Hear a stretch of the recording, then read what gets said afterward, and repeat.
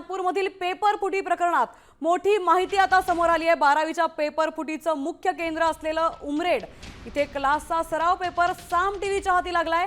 यामध्ये क्लासचा सराव पेपर आणि बोर्डाचा पेपर सारखाच असल्याचं उघड झालंय। क्लासमध्ये बोर्डाच्या परीक्षेआधीच 12वीचा सराव पेपर झाला होता आणि या पेपरमधील प्रश्न जसेच्या तसे हे बोर्डाच्या पेपरमध्ये आढळून आले। त्यामुळे या प्रकरणाला आता गंभीर वळण आलेलं दिसतंय।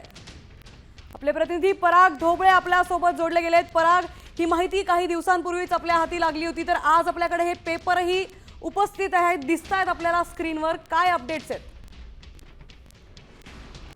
कारण ज्या पद्धतीनं बोर्डाचा पेपर हा 18 फेब्रुवारीला होतो आणि सराव परीक्षा घेतली जाते एका ट्युशन क्लासमध्ये आणि तंतोतंत जवळजवळ 60 ते 70% तो पेपर जो आहे तो सारखा असल्याचा आपल्याला त्या धक्कादायक खुलासामध्ये उघडकीस आलेला आहे। आणि साम टीव्हीच्या हाती तो ट्युशन कोचिंग क्लासेसने घेतलेला पेपर आहे तो सुद्धा हाती लागलाय।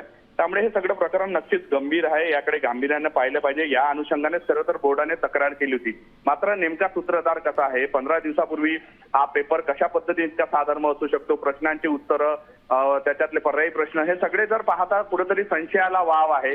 पोलीस सगळा तपास करताय, मात्र अद्याप अजूनही काही हाती लागलं नाही अशी माहिती सूत्रांकडून मिळते आहे। धन्यवाद पराग, आपण दिलेल्या सविस्तर माहितीबद्दल। त्यामुळे आता नागपूर पेपर फुटी प्रकरणात हे नवीन अपडेट समोर आलंय, तर आता चौकशीला वेग आल्याचं दिसतंय।